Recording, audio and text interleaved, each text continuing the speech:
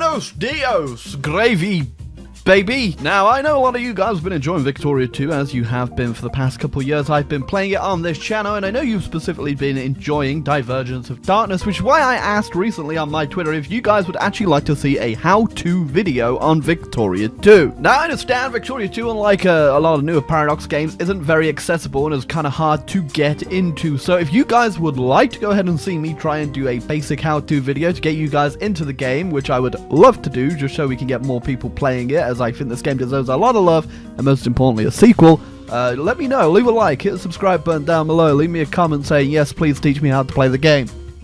Anyway, into the video. Yes. Back into the dog puke pile that is Europe in 1836. If you ever think the world's bad in our universe, well, it could have been worse. Yeah, it could have been a heck of a lot worse, unless you live in any of these make-believe countries. I mean, Austria? What's that? I've never heard of such a thing in my life. Oh, but that Albania.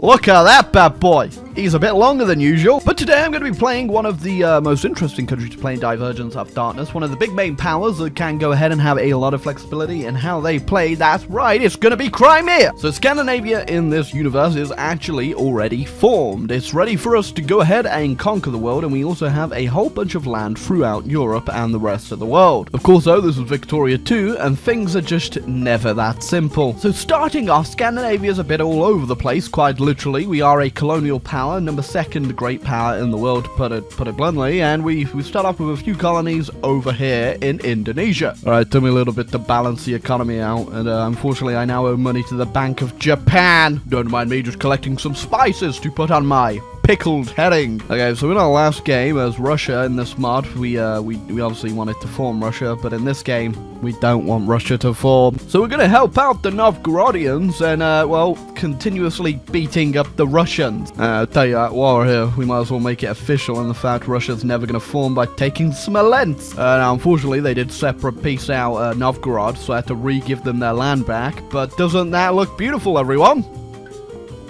Smell it? Okay, so our first big push into Europe, part of the push into Russia we weren't supposed to do, is actually getting our cores on Poland, Lithuania. Probably also do this as well before people start shooting my leaders in the street. For whatever reason in this mob, the English people fled to Argentina, and I have the Falkland Islands. So things are a bit wacky all around, and I feel like I need to put balance to this world by invading the English in Argentina and taking New London from them. Best part about DoD, you lose so much infamy, you can afford to do stupid things like taking Argentinian England. I was too busy being an idiot in Argentina. I didn't realize Poland and Lithuania formed, so I'm gonna have to quickly take care of that one. Like I said in the last DoD video, doesn't matter how big Poland is in any mod really. It never really goes that well for them. That's right, look at it. I've turned the Baltic into the Great Lake of Scandinavia. Time to start bringing those Germans into the fold. How many times do I have to shoot you before you get this lesson, Muscovy? Scandinavians in Bangladesh. That's right, no other colonial powers really gone into India, so, you know, why not? I've killed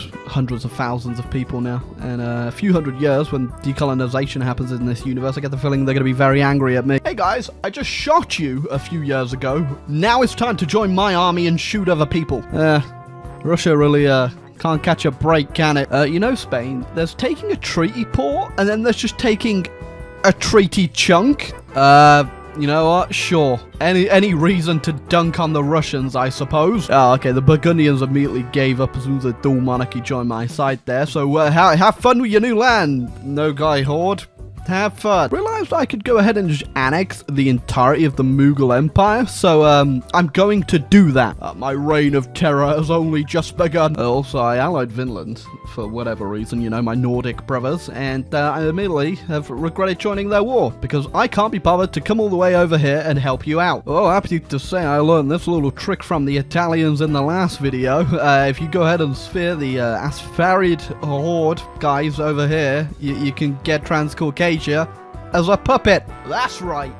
It's Lake Pickled Herring. I'm pretty scared about the idea of Germany forming, so we're gonna go ahead and put a stop to that nightmare that I keep having. Because while my Indian troops is keeping my army up with the Bohemians, if I keep letting them go... What are you doing up there? Plus, if I go ahead and take Brandenburg and a couple more states down here, I can actually go ahead and get an event that adds some as cause. So I'm going to go ahead and try to do that. Keyword being try. Also just annexing Hanover. And, well, the dual monarchy, which is now the United Republic for some reason, has gone ahead and joined their side, so that's going to be fun to deal with. Wasn't even that hard. I just waited for them to get bored and white peace, and now I'm doing the old race for Africa deal. I always completely forget that you can colonize Australia. Yeah, and I did go ahead and cockblock them out the rest of Argentina too. I'm that much of a scumbag. War with Bohemia.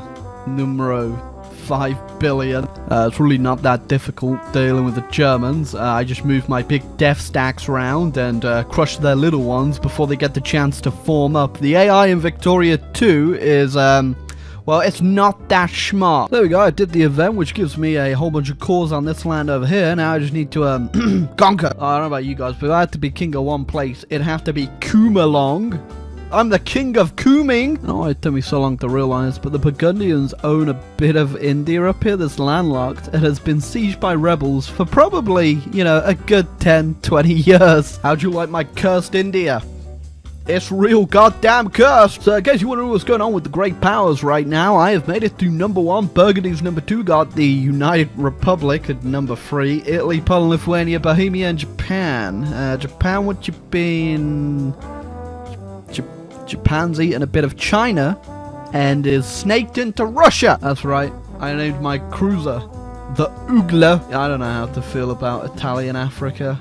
I think it's just too much Italian. I tried to enact women's suffrage, and people in my country rose up and said we don't want any of that nonsense. And yeah, we don't have it anymore. Damn, the people in my country are born like explorers. We got first to the North Pole, we got first to the Nile, and we're also going to be first to dismantle Bohemia. At this point, I am simply beating up the homeless man in the street for more land, but I'm getting it all right. Also had an army down here in Austria for God knows how long. They've probably been there for years. I don't even know what to say anymore. What are you doing? Oh, I think we might have a world war under our belt. We got the Italians wanting to free some land from, I think that's the Iroquois. Hopefully we can get some fires ablazing. Oh, well, the crisis went to a war, but I'm assuming someone on each side had a truce with somebody, so it automatically white pieced us out. So no World War I for us today. Wait a second. I went out of my way to make sure Germany didn't form, and whilst it's not all of Germany, I don't like it! Oh, wait a second, the Burgundians were immediately invading it too. I don't think I like that either. I need to intervene, and somehow, I've been meaning to take that piece of India for the longest time, so might as well get involved in this war and just help out my fellow Germans, you know? We're in this together, boys, I haven't been killing you. That's the first time by the start of the game I've seen my balance go negative.